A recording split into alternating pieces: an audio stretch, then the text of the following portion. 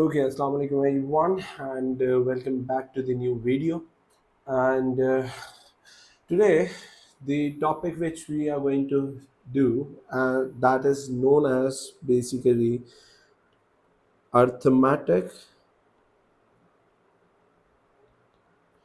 and geometric sequences or progression. Right now, the point is, first thing which we have to understand is that what is an arithmetic sequence and what is an geometric sequence. You might have seen this, instead of sequence might have written progression. It's one and the same thing. सबसे पहली चीज हमारे पास क्या होती है बेटा? सबसे पहले हमें यह समझना है कि हमारे पास अर्थमेटिक सीक्वेंस किसे कहते हैं और ज्योमेट्रिक सीक्वेंस किसे कहते हैं, राइट?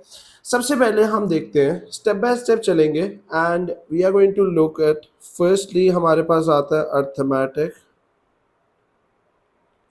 सीक्वेंस। अगर मैं अर्थमेटिक सीक्वेंस की बात करूं तो अर्थमेटिक सीक्वेंस किसे कहते हैं? बेटा देखिए, सीक्वेंस आपके पास क्या होता है? सीक्वेंस होता है जिसके अंदर आपके पास एक वैल्यूज जो है वो रीअकर कर रही हो, मींस हमारे पास एक पैटर्न नजर आ रहा हो कि आपकी जो वैल्यूज है वो उसके करस्पॉन्डिंगली हमें मिल रही हो, राइट? एक पैटर्न हमें फॉलो कर रहा हो, राइट? अब वो जो वैल्यूज हैं वो हमारे पास कोई नंबर ऐड करने से भी आ सकती है, कोई नंबर सब्ट्रैक्ट करने से भी आ रही होती है, कोई नंबर मल्टीप्लाई करने से भी आ रही होती है, कोई नंबर डिवाइड करने से भी आ रही होती है, राइट? फर्स्टली, अर्थमेटिक सीक्वेंस ऐसा सीक्वेंस जिसके अंदर प्लस करके, ऐड या सब्ट्रैक्ट करके हमें नेक्स्ट कंसेक्यूटिव वैल्यू मिल रही हो। मैं प्लस या माइनस भी लिख देता हूं यहां पे। ऐड करके या सब्ट्रैक्ट करके हमें नेक्स्ट कंसेक्यूटिव वैल्यूज मिल रही हो, ऐसे सीक्वेंस को हम क्या कहते हैं? That particular sequence is known as the arithmetic sequence, right? आपने कोई नंबर है +2 हो रहा है, प्रीवियस वैल्यू में +2 करते जा रहे हो, आपके पास नेक्स्ट नंबर मिलता जा रहा है, तो ऐसा सीक्वेंस क्या कहलाएगा? That is known as the arithmetic sequence, right? या फिर हमारे पास कोई ऐसा सीक्वेंस है जिसके अंदर आप माइनस करते जा रहे हो और आपको नेक्स्ट कंसेक्यूटिव टर्म्स मिलती जा रही है, तो ऐसा सीक्वेंस क्या कहलाएगा? हमारा जो वो अर्थमेटिक सीक्वेंस कहलाएगा। ठीक होगी बात? ओके। अब फॉर एग्जाम्पल एक मैं बड़ा सिंपल सा सीक्वेंस लिखता हूँ। Let me have a sequence. For example मेरे पास एक सीक्वेंस है जिसमें मेरे पास जो वैल्यूज हैं वो आपके पास क्या है? लेट्स से मेरे पास एक वैल्यू है 2 है, उसके बाद 4 है, 6 है, 8 है, 10 है, 12 है एंड सो ऑन चलता जा रहा है, राइट? ये मेरे पास एक सीक्वेंस है। याद रखिएगा, हर सीक्वेंस के ऊपर एक आपके पास n चल रहा होता है जिसको हम nth वैल्यू कहते हैं, राइट? n के लिए एक बात याद रखिएगा, ये जो n आपके पास होता है ये हमेशा always starts from 1, right? n जो होता है वो हमेशा 1 से स्टार्ट होता है। किसी भी सीक्वेंस की फर्स्ट टर्म होगी, सेकंड टर्म होगी, थर्ड टर्म होगी और ये कंसेक्यूटिवली सीक्वेंस में जाता रहता है। पहली चीज, n की वैल्यू 0 नहीं हो सकती। ऐसा नहीं हो सकता 0th term of a sequence, no, that's not possible. ठीक है। दूसरी चीज, आपका जो n है it will be always positive, always positive. कभी ऐसा नहीं होता कि हम कहें जी -5th term of the sequence निकालें, पॉसिबल ही नहीं है। n की वैल्यू हमेशा 1 से स्टार्ट होगी और हमेशा पॉजिटिव होगी, नेगेटिव वैल्यू कभी भी n की नहीं होती है हमारे पास। सबको क्लियर है? ओके।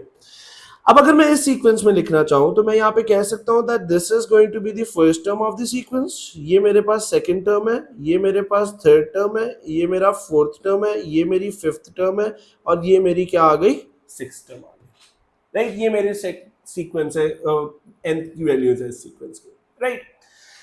अब पॉइंट ये है, गौर से सुनिएगा, हमारे पास यहां पे ये तो बहुत ही इजी सा सीक्वेंस है, राइट?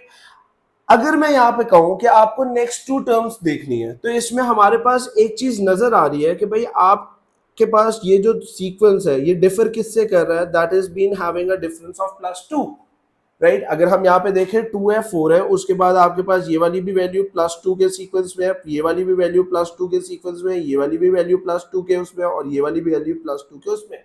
तो अगर मुझे नेक्स्ट वैल्यूज निकालनी है तो मेरे लिए बहुत आसान है, मुझे पता चल रहा है कि भाई दो दो का डिफरेंस है, मैं प्रीवियस वैल्यू में 2 ऐड कर दूं, मेरे पास नेक्स्ट वैल्यू बन जाएगी। बट व्हाट इफ, ये तो बहुत सिंपल सा सीक्वेंस है, हमारे पास कॉम्प्लिकेटेड सीक्वेंस भी आएंगे, राइट जी। लेकिन पॉइंट ये होता है कि हमारे पास अगर कोई भी, आपके पास यहाँ पे तो 6th टर्म तक लिखा हुआ है, लेकिन अगर मैं आपसे कहता हूं कि यहाँ पे इसकी 7th टर्म लिखें तो वो बहुत ही आसान होगा। आपको अगर 7th टर्म लिखनी है, आपको 8th टर्म लिखनी है, तो आपके पास क्या होगा, 7th term will be eventually equals to 14 और 8th टर्म विल बी +2 किया है मैंने यहाँ पे, और उसके बाद +2 यहाँ पे करूंगा तो 16 आ जाएगी। व्हाट इफ कि मैं आपको कहूं इस सीक्वेंस के लिए मुझे 99th टर्म निकाल के दो, जब n की वैल्यू 99 हो, राइट। तो हम यहाँ पे ये नहीं कर सकते कि +2 करते करते करते करते करते हम 99 तक पहुंच जाए, no that's not the case, right. तो इसके लिए हमारे पास फॉर्मूलाज आते हैं, और वो फॉर्मूलाज कहाँ पे हमें हेल्प आउट करते हैं, वो फॉर्मूलाज हमें इस तरह से हेल्प आउट करते हैं कि हम अपने जो फॉर्मूला होता है उसमें n की वैल्यू को प्लेस करते हैं, और उसके करस्पॉन्डिंग वैल्यू मुझे वो फॉर्मूला निकाल के दे देता है। जैसे कि फॉर एग्जाम्पल अगर मैं यहां पे बात करूं, ये जो 6th टर्म है इस सीक्वेंस की वो इवेंचुअली 12 है, तो मुझे एक फॉर्मूला पता है जिसमें मैं n की जगह पे 6 प्लेस करूंगा, मुझे उसकी करस्पॉन्डिंग वैल्यू मिल जाएगी। सबको क्लियर होगी बात? ओके। अब वो फॉर्मूला क्या है? सबसे पहले अरिथमेटिक सीक्वेंस की हम बात कर रहे हैं, तो उसके लिए हमारे पास फॉर्मूला क्या है? The formula which we have over here that is known as t of n is equals to a plus n minus 1 into d। अब यहां पे a क्या होता है? a बेटा कहते हैं आपके पास फर्स्ट टर्म को, फर्स्ट टर्म ऑफ सीक्वेंस। आपका जो सीक्वेंस है उसकी जो सबसे पहली वैल्यू है वो आपकी ए कहलाती है। सॉर्टेड हो गया? ओके। उसके बाद आता है आपके पास डी। डी किसे कहते हैं? D is basically your common difference. अब कॉमन डिफरेंस पे थोड़ी सी बातें करते हैं। बेटा पहली चीज तो याद रखिएगा, जो कॉमन डिफरेंस होता है आपके पास, याद रखिएगा आपका जो कॉमन डिफरेंस है इसकी वैल्यू पॉजिटिव भी हो सकती है, नेगेटिव भी हो सकती है, राइट। पहली चीज तो ये याद रखिएगा, common difference can be positive, common difference can be negative. दूसरी चीज, कॉमन डिफरेंस रिमेन्स कांस्टेंट। आपके पास ए लेवल्स के अंदर ऐसा कोई सीक्वेंस नहीं आ सकता जिसमें कॉमन डिफरेंस ही चेंज हो जाए। Common difference will always remain constant. आपका जो कॉमन डिफरेंस है वो हमेशा कांस्टेंट रहेगा, उसकी वैल्यू चेंज नहीं होगी, राइट। जो आपने कॉमन डिफरेंस निकाला है वो आपके पास सेम ही रहने वाला है, राइट। अब कॉमन डिफरेंस के लिए याद रखिएगा, अगर आपको कॉमन डिफरेंस किसी भी सीक्वेंस का निकालना है तो उसको निकालने का तरीका क्या होता है कि आपके पास जो सेकंड टर्म है उसको माइनस कर दें फर्स्ट टर्म से, राइट। या फिर आप अपनी जो थर्ड टर्म है उसको माइनस कर दें सेकंड टर्म के साथ, या फिर आपकी जो फोर्थ टर्म है उसको माइनस कर दे थर्ड टर्म के साथ। बेसिकली आपने जो हायर ऑर्डर टर्म है उसको लोअर ऑर्डर में से माइनस कर देना। Safely we can say that कि हमारे पास जो 20th टर्म है उसको माइनस कर दे 19th टर्म के साथ, तो भी हमें हमारा कॉमन डिफरेंस मिल जाएगा, राइट। और कॉमन डिफरेंस की वैल्यू पॉजिटिव भी हो सकती है, नेगेटिव भी हो सकती है, लेकिन एक चीज याद रखिएगा, common difference value remains constant. आपके पास कॉमन डिफरेंस की वैल्यू कभी चेंज नहीं होगी as long as this sequence remains constant, right जी। अब n हमारे पास इधर जो है वो जो रह गया है वो आपके पास जिस भी करस्पॉन्डिंग की वैल्यू निकालनी है, जैसे मैंने एग्जांपल दी थी ऊपर वाले सीक्वेंस की, अगर मुझे 99 टर्म निकालनी है तो n की वैल्यू 99 बन जाएगी, right. I hope this formula is clear to everyone. अब एक चीज मजे की आपको अगर मैं बताऊं, ये फॉर्मूला अगर आपको पेपर में बेटा भूल भी जाता है तो परेशान होने की बात नहीं है। आपके जो ए लेवल मैथ्स की डेटा बुकलेट है उसमें ये फॉर्मूला लिखा हुआ है, राइट, तो आप वहां से भी देख सकते हैं। Now the point is, let's move to the example which we took. मैंने एग्जाम्पल क्या ली थी कि अगर मुझे अपने सीक्वेंस की 99th टर्म निकालनी है तो वो कैसे होगा, राइट। मैंने क्या बात की थी कि मेरे पास a जो है वो फर्स्ट टर्म को कहते हैं, तो हमारे सीक्वेंस में a की वैल्यू क्या बनेगी, that is going to be 2। तो a इज इक्वल टू, मैं यहां पे लिख देता हूं 2। डी मेरे पास क्या होता है, कॉमन डिफरेंस, वो हमारे पास होता है जी second term minus the first term. अब अगर मैं यहाँ पे देखूं, मेरी सेकंड टर्म जो है दैट इज बीन 4 और फर्स्ट टर्म मेरी 2 है। आप कोई भी सीक्वेंस की वैल्यू को लिख ले, लेकिन higher order minus lower order करना। ठीक होगी बात, आए जी करते हैं। तो यहाँ पे मेरे पास क्या होगा, that is going to be 4 minus 2 which is going to give my d की value that will be equals to 2। और यहाँ पे मैं लिख रहा हूँ पॉजिटिव, क्योंकि मेरा डी की वैल्यू पॉजिटिव भी हो सकती है और नेगेटिव भी हो सकती है। सॉर्टेड होगी बात, ओके। अब अगर मैं यहां पे देखूं n की वैल्यू, तो n मैंने कहा था 99th term of this sequence निकालना है, तो वो मेरे पास n क्या बन जाएगी, that is going to be 99। अब अगर मैं ये फॉर्मूला लगाना चाहता हूं, तो फॉर्मूला मेरे पास क्या बनेगा, that is going to be t of n is equals to a plus n minus 1 into d. a आपके पास कितना है, that is going to be 2 plus 99 minus 1 into 2। तो यहां से मेरे पास कितना आएगा, that will be eventually equals to 2 plus 98 multiply by, right जी। अब अगर मुझे इसको फर्दर सॉल्व करना है, तो वो मेरे पास कितना बन सकता है, that is going to be 98 multiply by 2 अगर हम करें, तो that is going to be 196। इसको अगर हम 2 में ऐड कर दें, so this is going to be 2 plus 196 which is going to be eventually equals to 198। तो ये जो टर्म का फॉर्मूला है बेटा, इसने हमें किया क्या कि मैंने सिंपल n की वैल्यू को प्लेस किया, उसके करस्पॉन्डिंग जो मुझे वैल्यू मिल सकती थी टर्म की, जो सीक्वेंस की हमारी आ सकती थी, वो इस फॉर्मूले ने हमें दे दी।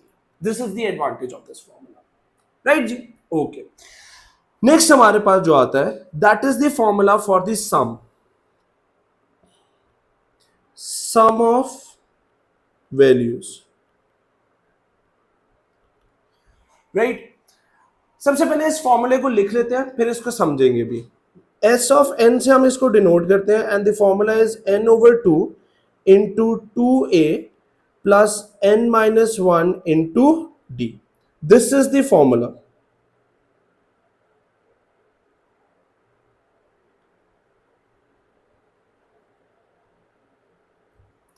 राइट। ये फॉर्मूला क्या करता है, राइट अच्छा, इसमें n की वैल्यू वही है, a भी आपका फर्स्ट टर्म है और d भी आपका कॉमन डिफरेंस है, ये वही है, यहाँ पे कोई फर्क नहीं हो जाएगा, ठीक है। अब ये फॉर्मूला करता क्या, राइट। सम की वैल्यू जो है, फॉर एग्जांपल अगर मैं यहाँ पे आपको कहता हूं s ऑफ 5 निकालो, तो ये फॉर्मूला क्या करेगा, this formula is going to bring up the sum of the first 5 values. मतलब कि इस सीक्वेंस में जो फर्स्ट टर्म होगी, जो सेकंड टर्म होगी, जो थर्ड टर्म होगी, जो फोर्थ टर्म होगी और जो फिफ्थ टर्म होगी, इन सारी वैल्यूज को प्लस करके जो आंसर बनेगा, वो ये फॉर्मूला हमें स्ट्रेट अवे दे देगा, राइट। अगर मुझे फर्स्ट सेकंड थर्ड और फिफ्थ टर्म्स नहीं भी पता है, तो भी ये फॉर्मूला क्या करेगा, आपको उनका सम निकाल के दे देगा, राइट। लेकिन याद रखेगा, ये फॉर्मूला जब भी अप्लाई होता है, ये फॉर्मूला फर्स्ट टर्म से लेके उस करस्पॉन्डिंग वैल्यू तक का सम हमें निकाल के देता है। फॉर एग्जांपल अगर आप s ऑफ 10 करते हैं, तो ये फॉर्मूला क्या करेगा, फर्स्ट टर्म से लेके 10th टर्म, इन सब का सम निकाल के आपको देगा, राइट। ये फॉर्मूला कभी भी आपको बीच की वैल्यूज का सम निकाल के नहीं दे सकता है। फॉर एग्जांपल अगर मैं आपसे कहता हूं कि 10th टर्म से लेके 15th टर्म तक की वैल्यूज का सम निकालो, तो ये फॉर्मूला वो नहीं करेगा कि आप ये नहीं कर सकते 15 माइनस 10 करते हैं तो जी 5 हो जाएगा, तो s ऑफ 5 निकालने। No, s of 5 will be giving you the sum of first 5 terms, first term, second term, third term, fourth term और फिफ्थ टर्म, राइट। तो याद रखिएगा, ये फॉर्मूला फर्स्ट टर्म से लेके आपके पास जो भी आप n की वैल्यू प्लेस करें, वहां तक का सम ये फॉर्मूला निकाल के हमें दे सकता है, राइट जी, okay.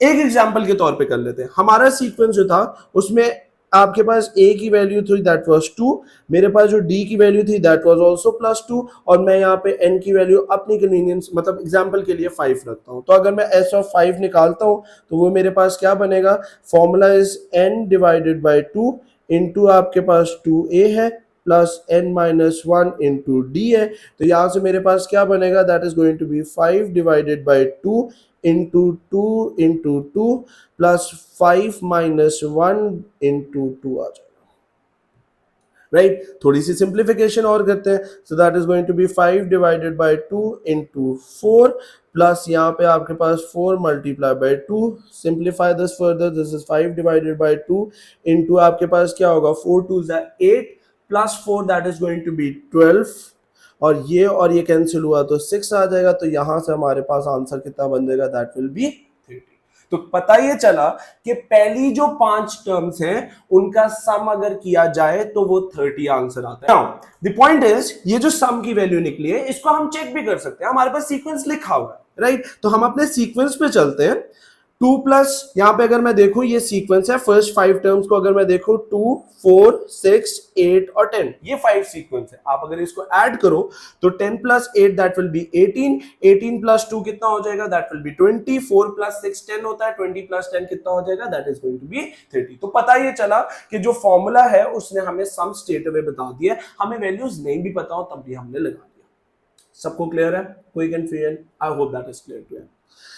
Now the point is, मैंने एक चीज यहां पे क्लियर आउट किया है कि आपको याद रखिएगा ये जो सम का फॉर्मूला है ये फर्स्ट टर्म से लेके उस पर्टिकुलर टर्म जहां तक आपके पास जो सीक्वेंस है उसका सम, जहां जो भी n की वैल्यू आप प्लेस कर रहे हो वहां तक का सम ये फॉर्मूला निकाल के देता है, ये बीच का सम नहीं निकाल के देता है formula, right.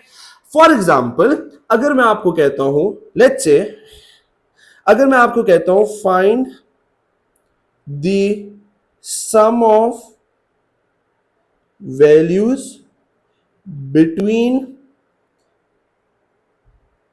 n is equals to 10 to n is equals to 15, अगर मुझे इस फॉर्मूले को यूज करना है और बीच का सम निकालना है, राइट। तो पहले जैसे मैंने कहा ये फॉर्मूला हमें बीच के लिए निकाल के नहीं देता, तो उसके लिए हमें थोड़ा सा कॉम्प्लिकेटेड करके इसको कैलकुलेशंस करके हमें फाइंड करना होता है। वो किस तरीके से करते हैं, अगर मैं देखूं बेटा गौर से देखिएगा, अगर मैं s ऑफ 15 निकालता हूं तो फर्स्ट टर्म से लेके 15th टर्म t ऑफ 15 इस तक का सम मुझे s ऑफ 15 का वैल्यू दे देगी, ठीक है। मैंने कैसे कहा है कि जी फर्स्ट टर्म से लेके उस n की वैल्यू तक का सम ये निकाल के दे देता है फॉर्मूला, राइट। उसके बाद अगर मैं s ऑफ 10 निकालता हूं तो वो मुझे क्या करेगा, फर्स्ट टर्म से लेके 10th टर्म उस तक का सम ये दे देगा, s ऑफ 10 की वैल्यू।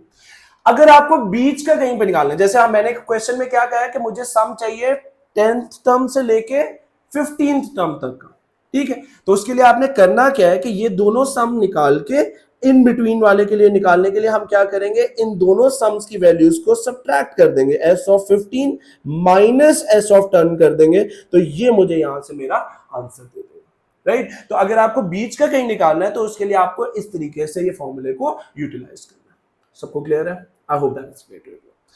फिर उसके बाद हमारे पास एक और चीज भी मैं यहाँ पे लिस्ट आउट कर दूं कि ये वाला जो फॉर्मूला है ये भी अगर आपको पेपर में भूल जाता है बेटा तो डेटा बुकलेट खोल लीजिएगा, ये फॉर्मूला भी आपकी डेटा बुकलेट में लिखा हुआ है। सबको क्लियर है? ओके। नेक्स्ट हमारे पास सम का एक और फॉर्मूला भी होता है। सम का हमारे पास दूसरा फॉर्मूला जो है that is equals to s of n is equals to, that is n divided by 2 into a plus l, right। इसमें a तो आपका वही है, a आपका क्या है, a is equals to the first term, l आपके पास इधर क्या होता है, लास्ट टर्म ऑफ सीक्वेंस। आपका जो सीक्वेंस है उसकी लास्ट टर्म, जो भी लास्ट टर्म आपके सीक्वेंस की होती है वो आपने यहां पे प्लेस करनी होती है, तो ये भी आपको सम निकाल के दे देता है। इट डिपेंड्स, मेजॉरिटी क्वेश्चंस के अंदर जो ऊपर वाला फॉर्मूला हमने लिस्ट आउट किया है वो हम यूज करते होते हैं, ये वाला फॉर्मूला ज्यादा यूज होता है, ये जो नीचे वाला फॉर्मूला है सिलेबस में हमारे है इसलिए मैंने लिख दिया, right. So if I conclude out to summarise it, तो हमारे पास समझिए में ये आया कि भाई आपके पास अरिथमेटिक सीक्वेंस क्या होता है, जब आपके पास कोई भी नंबर प्लस या माइनस हो रहा हो, कोई ऐसा सीक्वेंस जो कि प्लस या माइनस से बन रहा हो, तो ऐसे सीक्वेंस को हम क्या कहते हैं, that is known as the arithmetic sequence. सबको क्लियर होगी बात? ओके। नेक्स्ट हमारे पास जो आता है that is known as the geometric sequence.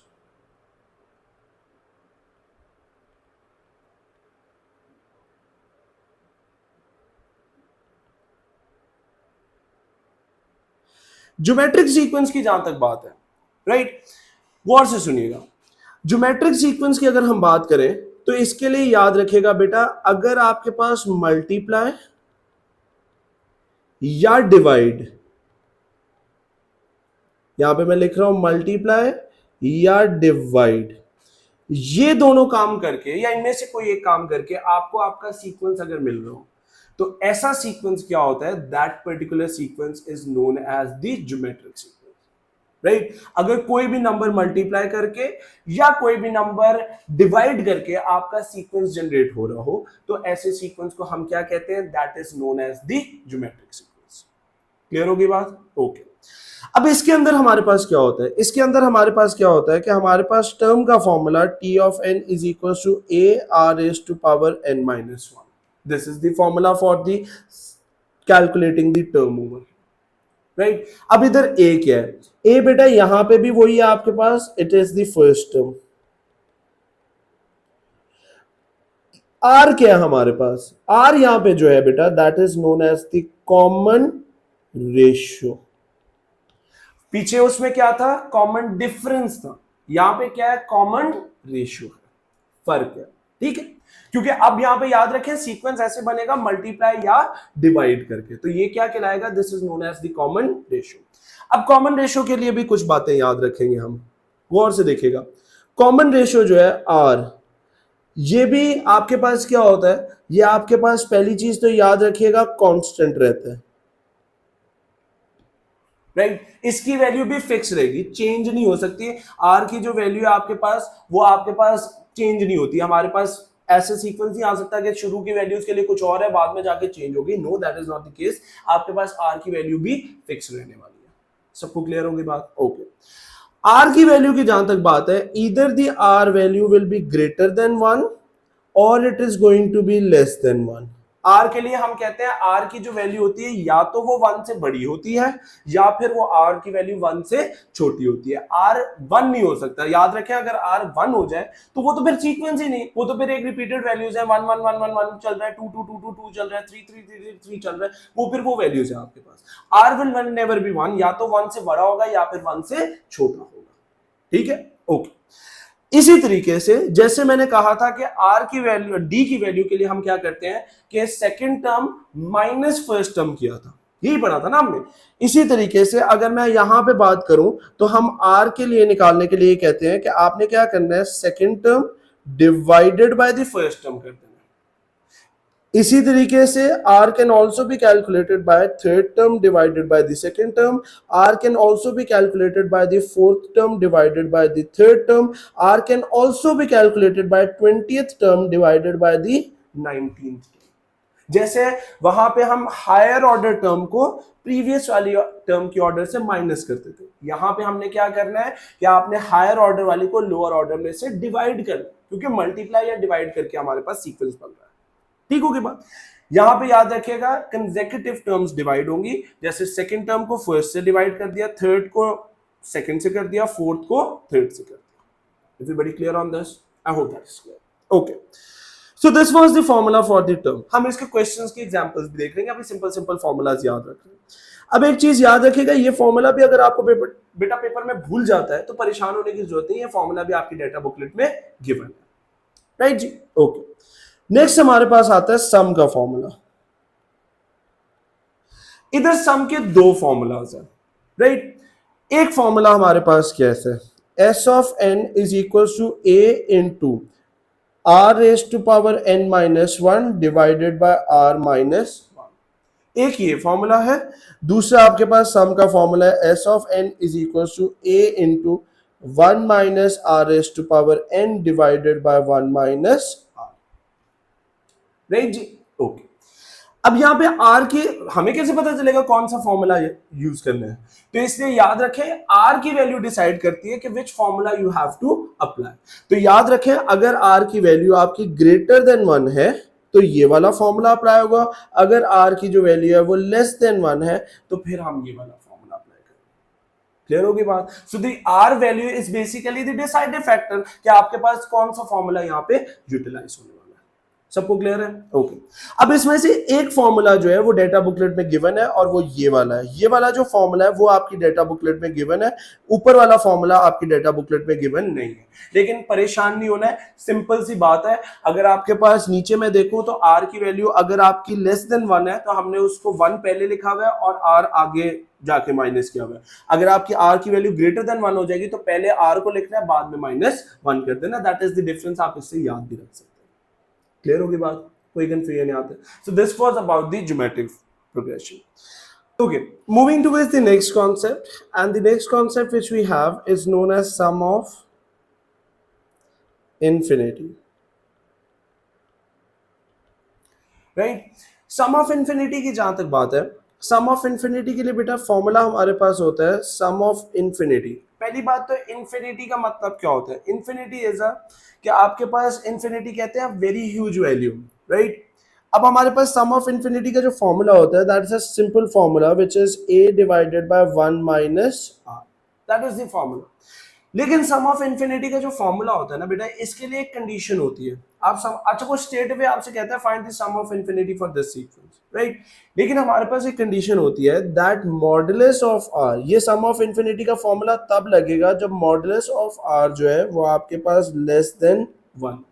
अब इसका क्या मतलब है? इसका मतलब ये है कि सम ऑफ इन्फिनिटी आप निकाल तो सकते हो, लेकिन आपके पास कंडीशन ये होती है कि सम ऑफ इन्फिनिटी जो होता है वो आपके पास किसके लिए लगता है? वो आपके पास r की वैल्यू ग्रेटर देन -1 और लेस देन 1 जब होती है तब आप सम ऑफ इन्फिनिटी निकाल सकते हैं. मींस r की वैल्यू जो है वो -1 से बड़ी होनी चाहिए और 1 से छोटी होनी चाहिए. इनके दरमियान में जो r की वैल्यूज होती है उसके लिए सम ऑफ इन्फिनिटी कैलकुलेट किया जाता है, otherwise sum of infinity calculate नहीं किया जाता, राइट? निकलता ही नहीं, राइट?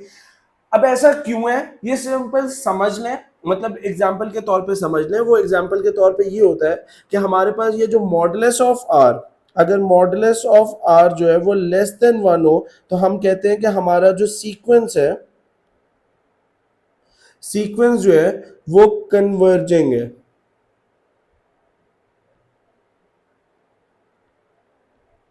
राइट?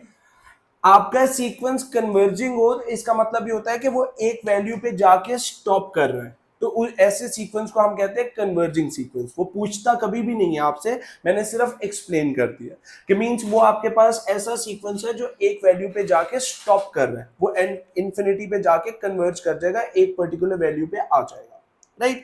तो ऐसे सीक्वेंस को हम कन्वर्जिंग सीक्वेंस कहते हैं. तो हमारे पास सम ऑफ इन्फिनिटी सिर्फ और सिर्फ modulus of r less than 1 के लिए लिखेगा, जिसका मतलब ये है कि r की वैल्यू -1 से लेके 1 के दरमियान होनी चाहिए.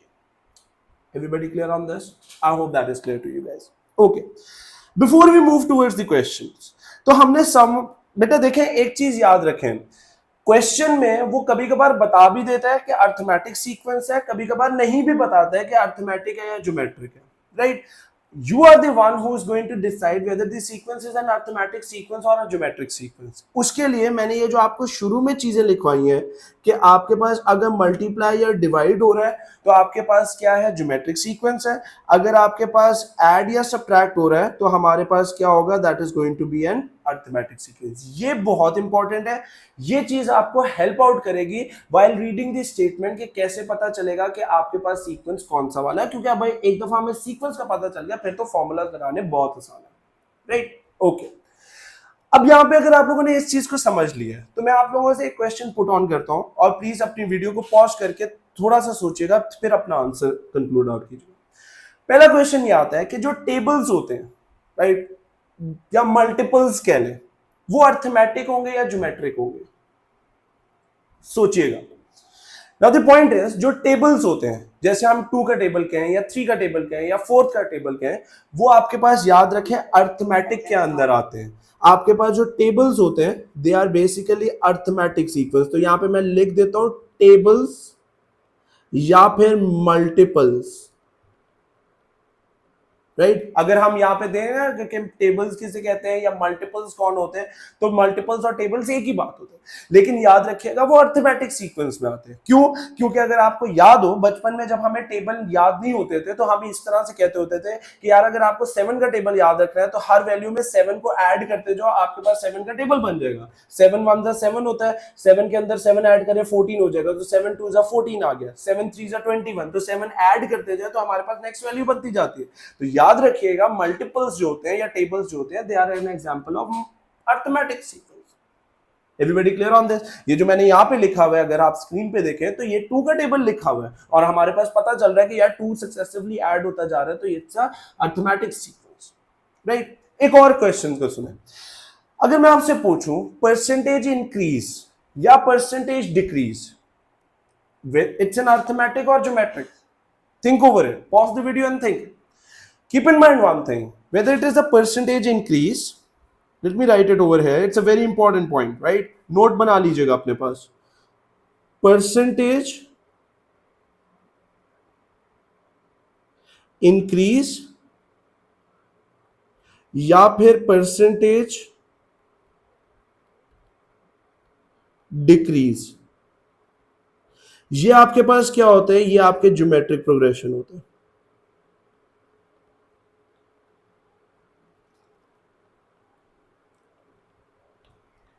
राइट याद रखें, जैसे हमने कहा जी, an amount is being deposit into the bank at a 5% interest, तो वो आपके पास क्या होगा? That is an percentage increase.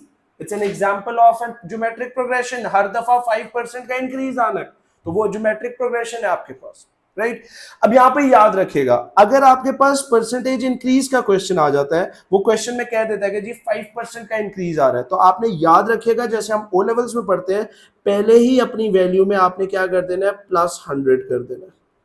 Right अगर परसेंटेज इंक्रीज का एग्जांपल है. अगर परसेंटेज डिक्रीज का एग्जांपल है, तो आपने पहले ही -100 कर देना है और उसको फिर डिवाइडेड बाय 100 कर देना है. वो आपके पास क्या होगा? वो आपका कॉमन रेशियो आ जाएगा.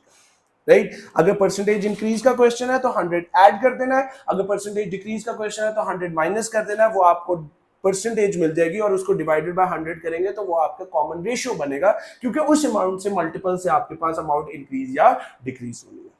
आई hope that is clear to everyone. Right जी, okay. So these were the concepts. ये हमारे पास कॉन्सेप्ट थे. अब हम चलते हैं क्वेश्चंस के ऊपर. आए जी क्वेश्चंस के ऊपर चलते हैं. Let's do try with a simple example.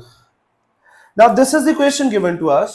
सारे जरा वीडियो को पॉज कर लें और अपने क्वेश्चन को जरा गौर से पढ़ लें, उसके बाद फिर हम इसको सॉल्व करते हैं. क्या कहता है क्वेश्चन में? उसने, अगर हम क्वेश्चन को देखें बेटा, तो क्वेश्चन में उसने हमें कहा क्या? गौर से सुनिएगा. उसने क्वेश्चन में हमें कहा है, कहता है the first term of a geometric progression is 81 and the fourth term is 24. Find the common ratio. अच्छा, क्वेश्चन में उसने क्लियर कट खुद ही बता दिया है कि आपके पास ये एक ज्योमेट्रिक प्रोग्रेशन है. राइट उसे क्वेश्चन में लिख दिया. उसने कहा फाइंड द कॉमन रेशियो और फिर उसने कहा सम ऑफ इन्फिनिटी भी निकाले. जैसे मैंने कहा सम ऑफ इन्फिनिटी के लिए स्ट्रेट अवे वो कहता है भाई सम ऑफ इन्फिनिटी निकाल के हमें दे दो. राइट लेकिन पॉइंट ये है, उसने कॉमन रेशियो हमसे पूछी हुई है, वो हमारे पास मिसिंग है आर की वैल्यू, और उसने हमसे वो निकालने के लिए भी कही है.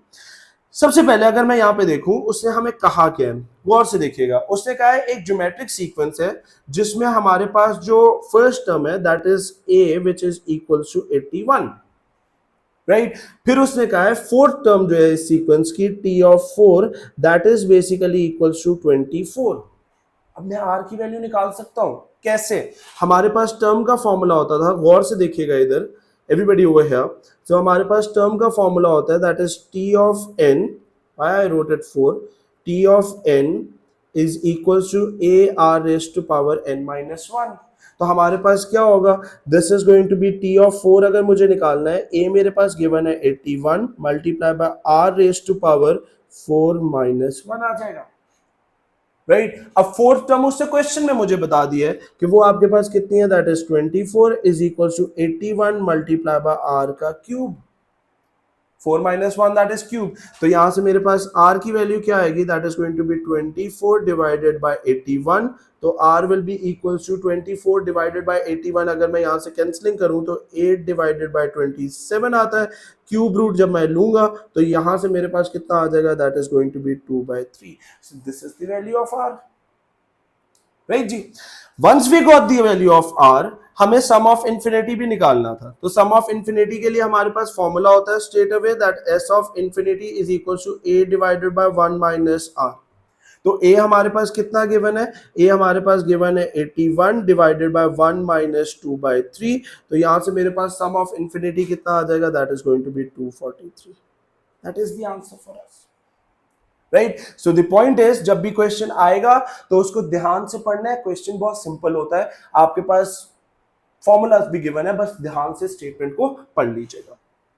एक स्टेप और आगे चलते हैं. नेक्स्ट उसने हमें क्या कहा है?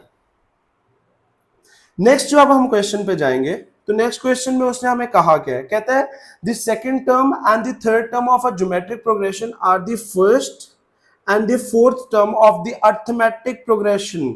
ठीक है, कहता है find the sum of first 10 terms of the arithmetic progression. अब उसने यहाँ पे दो टर्म प्रोग्रेशंस को रिलेट अप किए, राइट, उसने लिंक अप किया दो प्रोग्रेशंस को। क्या कहा है उसने, थोड़े से डाटा बनाते हैं।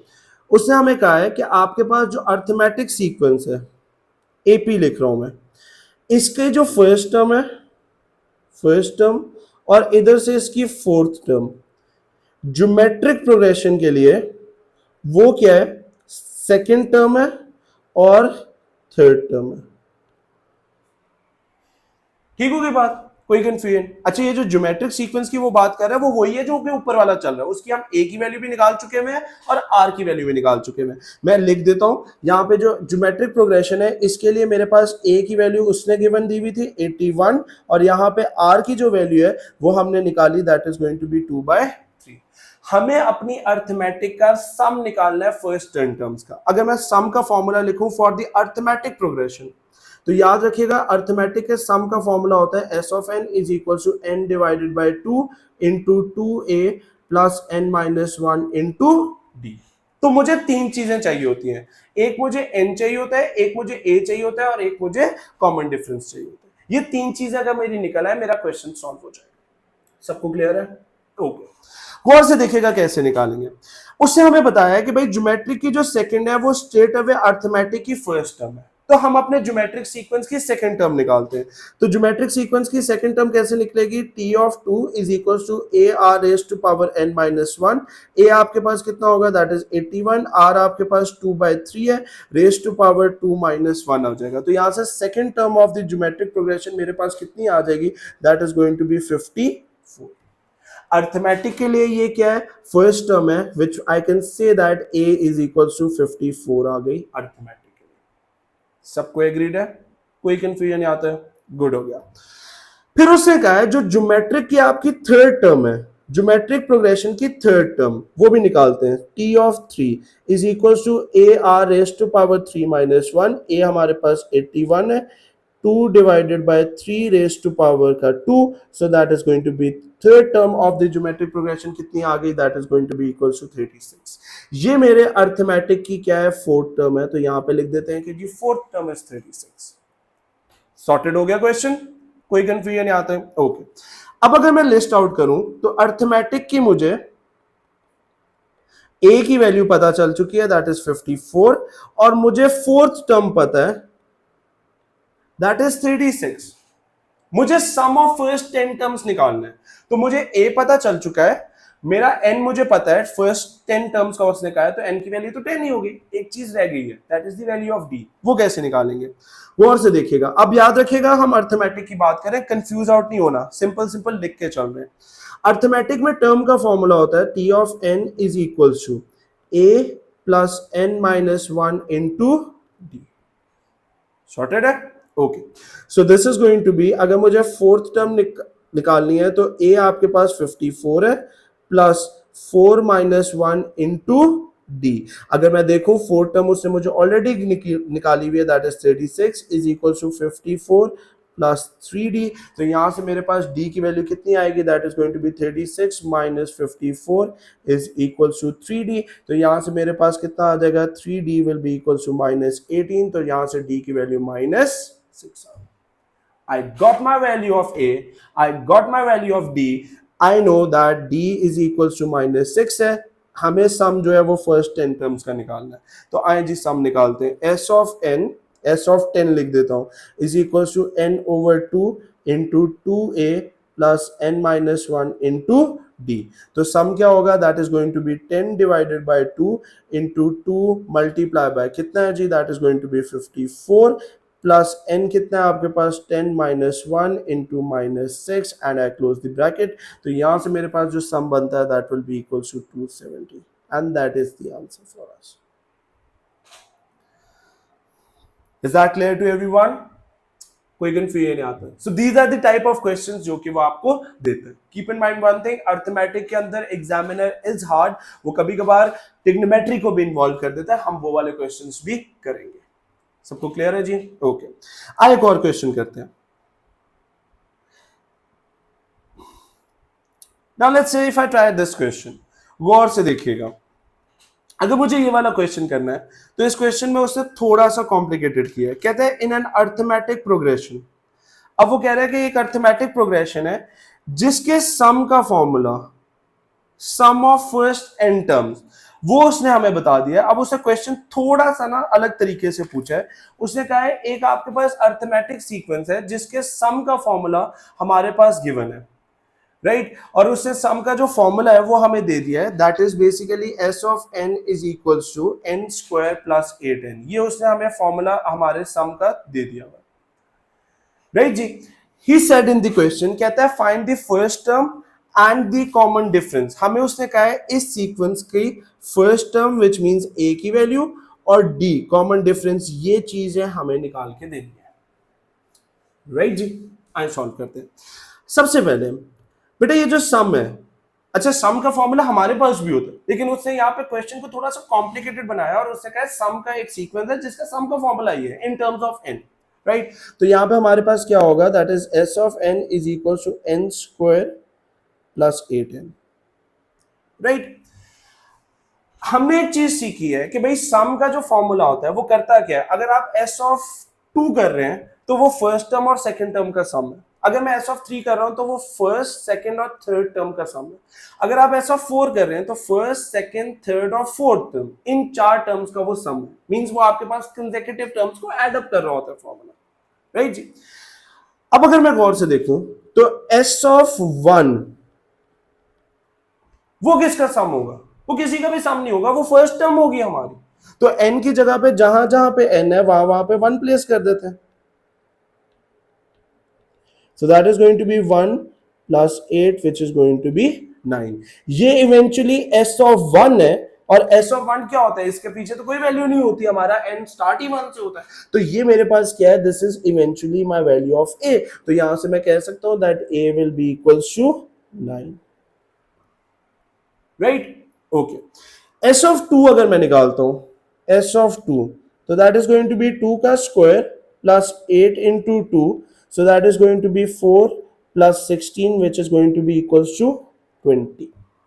अब s of 2 के लिए याद रखें s of 2 क्या होगी, it is the first term plus the second term, right. s of 2 यही होगी ना, फर्स्ट टर्म और सेकंड टर्म का सम होगी, राइट। तो हमारे पास यहां पे क्या होगा, अगर मैं यहां पे देखूं s of 2 मेरी 20 है, फर्स्ट टर्म मेरे पास 9 है प्लस सेकंड टर्म को एज इट इज लिख देते हैं, तो मैं कह सकता हूं t second term will be equals to 20 minus 9 which is going to be equals to 11, right. मेरे पास s of 2 क्या है, फर्स्ट टर्म और सेकंड टर्म का सम है, राइट। तो मैंने क्या किया, मैंने सम लिखा प्लस t1 और t2 डाला और वहां से मैंने सेकंड टर्म निकाला। अब मुझे कॉमन डिफरेंस अगर निकालना है तो कॉमन डिफरेंस का हम फॉर्मूला पढ़ के आए थे भाई, common difference will be equals to second term minus the first term. तो सेकंड टर्म मेरी 11 है माइनस फर्स्ट टर्म मेरी 9 निकली थी, तो यहां से मेरे पास कॉमन डिफरेंस 2 आ गया and that is the answer for अस। तो उसने दो चीजें कही थी, एक उसने कहा था फर्स्ट टर्म निकालो और एक उसने कहा था कॉमन डिफरेंस निकालो, तो that is becoming the answer for us. Everybody clear on this? So this is how you have to solve this question. Right जी, कोई कंफ्यूजन नहीं आता है, ओके। आए जी नेक्स्ट उस पे चलते हैं।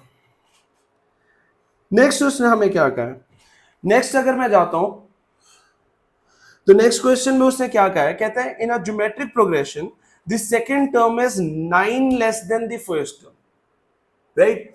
अच्छा यहीं पे रुक जाते हैं। कहता है एक ज्योमेट्रिक प्रोग्रेशन है,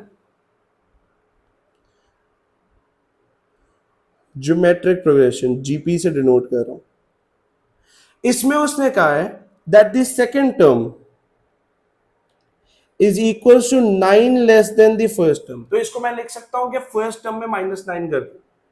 सबको क्लियर है, ओके। फिर उसने कहा the sum of second and third term is 30। अच्छा जी, सम ऑफ आपके पास क्या कहा है उसने, सेकंड टर्म और थर्ड टर्म जो है इसका जो सम है दैट इज 30, ये भी बता दिया उसने। ठीक होगी बात, आप क्वेश्चन पढ़ते हैं। कहता है given that all the terms of the progression are positive find the first term. हमें उसने कहा है a की वैल्यू निकाल के दो हमें, राइट जी। आए सॉल्व करते हैं।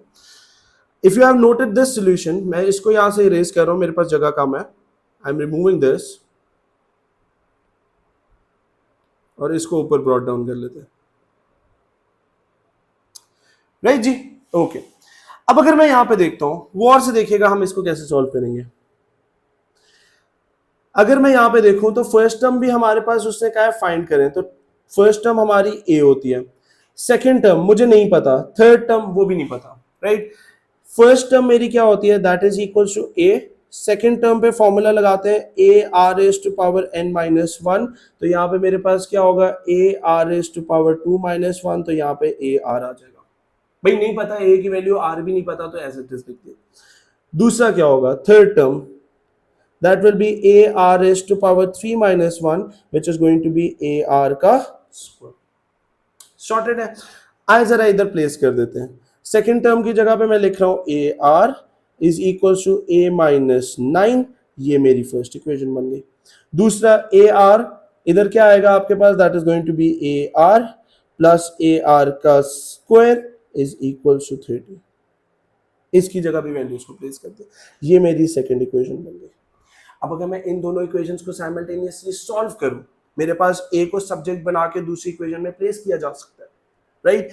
या फिर अगर आपने वो नहीं करना है तो या फिर आप आर को भी सब्जेक्ट बना सकते हैं, आप जिस तरह से मर्जी सॉल्व कर लें, राइट। उससे हमारे पास क्या होगा, ए और आर की वैल्यूज निकल सकती हैं। आए जल्दी से निकालते हैं, गौर से देखिएगा क्या बनेगा हमारे पास। This is going to be, इसको अगर मुझे सॉल्व करना है तो यहाँ पे मैं क्या कर सकता हूँ, this I can shift this A to this side, this is going to be A R minus A is equals to आपके पास कितना आ जाएगा, that is going to be minus 9। तो यहाँ पे मैं क्या लिख सकता हूँ, अगर मुझे इसको लिखना है a minus a are is equals to 9, simple मैंने नेगेटिव को कॉमन लिया है, तो ये मेरी फर्स्ट इक्वेशन बन गई, राइट। अब मैं इसको कैसे सॉल्व करूंगा, गौर से देखिएगा, इक्वेशन 2 डिवाइडेड बाय इक्वेशन 1। आप चाहे तो सब्स्टिट्यूशन मेथड भी लगा सकते हैं, एक ही बात है, मैं थोड़ा सा इजीएस्ट मेथड पे जा रहा हूं। A minus a are is equal to 9, sorry I made a mistake, equation 2 divided by equation 1 लिखा है, so this is going to be A r plus a r का square equal to 30 divided by a minus a r, इधर भी divided 9 हो जाएगा। इस side वाली equations को आपस में डिवाइड कर दिया, इधर वाली इक्वेशंस को आपस में डिवाइड कर दिया। आए फर्दर सॉल्व करते हैं, क्या बनेगा हमारे पास, this is going to be, ऊपर से मैं ए आर को कॉमन ले सकता हूँ, 1 प्लस आर रह जाएगा डिवाइडेड बाय, इधर क्या आएगा a into 1 minus r is equal to 30 divided by 9। अब ये ए और ए कैंसिल हो गया, राइट जी। अब हमारे पास क्या बनेगा, वो और से देखिएगा, यहां पे क्या होगा, are into 1 plus r divided by 1 minus r is equals to 30 divided by 9, right जी। अब अगर मैं इसको सॉल्व करता हूं तो क्रॉस मल्टीप्लाई करना पड़ेगा, that is going to be 9r into 1 plus r is equals to 30 into 1 minus r। तो यहां से अगर मैं सॉल्व करता हूं तो यहां से मेरे पास क्या बनेगा, 9r प्लस 9r का square equals to 30 minus 30r। Simplify this further, 9r का square plus 39r minus 30 equals to 0। ठीक है जी। अगर मैं इसको फर्दर सॉल्व करता हूं तो यहां से मेरे पास क्या बन सकता है, that is going to be, R की यहां से जो स्टेट अवे वैल्यू आती है, मैं यहां से स्टेट अवे आर की वैल्यूज लिख रहा हूं, एक मेरे पास -5 आती है मिडल टर्म ब्रेकिंग करके, और दूसरी जो आर की मेरे पास वैल्यू बनती है that is going to be 2/3। तो -5 तो आर की वैल्यू हो नहीं सकती, so this is 2/3, that is the answer. लेकिन मुझे आर नहीं निकालना था, मुझे अपनी ए की वैल्यू चाहिए, तो ए के लिए हम किसी भी एक इक्वेशन में प्लेस कर लेते हैं जो सबसे इजीएस्ट हो, मैं इसमें प्लेस कर रहा हूँ, so this is a minus a are is equal to 9, तो यहाँ से a minus a into 2/3 is equal to 9 आ जाएगा, तो यहाँ से मैं अपनी ए की वैल्यू निकाल सकता हूँ, that will be equal to 27, that is the answer for us, right? I hope that solution is clear to us. Clear है जी सबको? Okay. Moving towards this question. Now, if you want to solve this question, क्या कहते हैं इस question में? कहता है each year a company gives a grant to a charity. The amount given each year increased by 5%. Okay जी. कहता है for its value in the preceding years, ठीक है, द ग्रांट इन 2001 was 5000। अच्छा, अगर अपने नोट्स को रिकॉल करें तो मैंने अभी आप लोगों को एक चीज बताई है, मैंने आप लोगों को एक चीज कही है कि आपके पास जो परसेंटेज होती है, that's an example of geometric. अब इस क्वेश्चन में उसने बताया नहीं है, ये क्वेश्चन करवाने का मकसद आपको सिर्फ और सिर्फ इतना है, इस क्वेश्चन में उसने मेंशन ही नहीं किया कि भाई ये अर्थमेटिक है या ज्योमेट्रिक है, राइट। तो यहां पे याद रखें, ये जो उसने कहा है each year the grant is increase by 5%, तो परसेंटेज क्या होता है, that's a geometric progression, right. और उसने क्योंकि इंक्रीज का है तो मैंने आपको क्या कहा था, मैंने कहा था अगर वो इंक्रीज कहता है तो आपने क्या करना है, 100 प्लस कितनी परसेंटेज है, 5, तो ये मेरे पास 105% आ गया, राइट। अब परसेंटेज के साइन को अगर मैं रिमूव करता हूं तो that is going to be 105 divided by 100, so this is going to be 1.05। ये मेरा क्या है, that is eventually the value of R. सबको क्लियर है जी? ओके। फिर उसने कहा है कि 2001 में जो ग्रांट गिवन है दैट इज 5000, ठीक है, ओके। अब अगर मैं यहां पे देखूं तो मेरे पास ये जो 5000 है ये मेरा क्या है, that is representing the value of A, right. उसने कहा है calculate the grant given in 2011, हमें ये बताना है कि 2011 में कितनी ग्रांट होगी।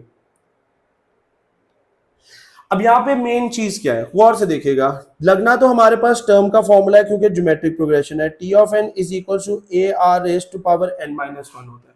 मुझे आर पता चल चुका हुआ है, मुझे ए भी पता चल चुका है, मेन चीज है एन निकालना।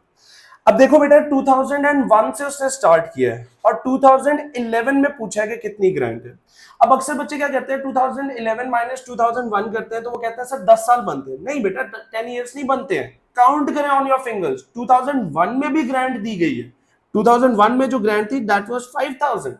2001, 2002, 2003, 2004, 2005, 2006, 2007, 2008, 2009, 2010 और 2011 कितने बन गए, n इज इक्वल टू हमारे पास कितना बन गया, फिंगर्स पे काउंट किया हमने, 11 इयर्स बनते हैं, राइट। तो n की वैल्यू कितनी बन जाएगी, 1 बन जाएगी। अच्छा बच्चे माइनस करते हैं उसमें बेटा 2001 इग्नोर हो जाएगा क्योंकि 2001 में भी ग्रांट गिवन हुई है तो 2001 को भी काउंट करना, राइट। तो अब मेरे पास टर्म का क्या बनेगा, this is going to be, a की वैल्यू मेरे पास कितनी है, that is going to be 5000 multiply by n, r हमारे पास कितना है 1.05 रेज टू पावर 11 माइनस 1, तो यहां से मेरे पास कितना आ जाएगा, that is going to be 5000 multiply by 1.05 raise to power 10, तो यहां से मेरे पास आंसर कितना बन जाएगा 8144.47 which is eventually equals to $8140, right जी, ओके। फिर उसने कहा है calculate the total amount. Total amount का मतलब क्या हुआ, वो सम पूछना चाह रहा है, given to the charity from 2001 to 2011। अच्छा लिस्ट आउट कर लेते हैं।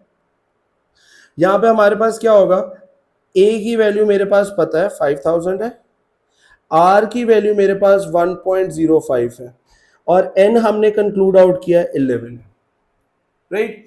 अब उसने कहा है ये बताओ कि हमारे पास ये वाली जो टोटल अमाउंट है 2001 से लेकर 2011 तक कितनी बनती है। अब यहाँ पे सम का फॉर्मूला लगना है, लेकिन अगर आप लोगों को याद हो अपने नोट्स रिकॉल करें तो सम के दो फॉर्मूलाज होते हैं और आर की वैल्यू डिसाइड करती है कि आपके पास कौन सा फॉर्मूला यूज होगा। आर की वैल्यू मेरे पास 1.05 है which means R is greater than 1, तो ग्रेटर देन 1 के लिए हमारे पास जो फॉर्मूला अवेलेबल है दैट इज ए इनटू आपके पास r raise to power N minus 1 divided by r minus 1। This is the formula which we have to apply. आए लगाते हैं, क्या बनेगा हमारे पास, this is going to be 5000 multiply by r कितना है 1.05 रेज टू पावर एन कितना होगा 11 माइनस 1 डिवाइडेड बाय 1.05 माइनस 1 नीचे दिया गया, राइट। अगर मैं इसको सॉल्व करता हूं तो यहां से मेरे पास क्या आएगा, that is going to be 71034, that is going to be the final answer for us, right? So this is how you are supposed to solve these type of questions. I hope this video is clear to you guys. Do like and subscribe my channel. Thank you so much for watching this video. Thank you.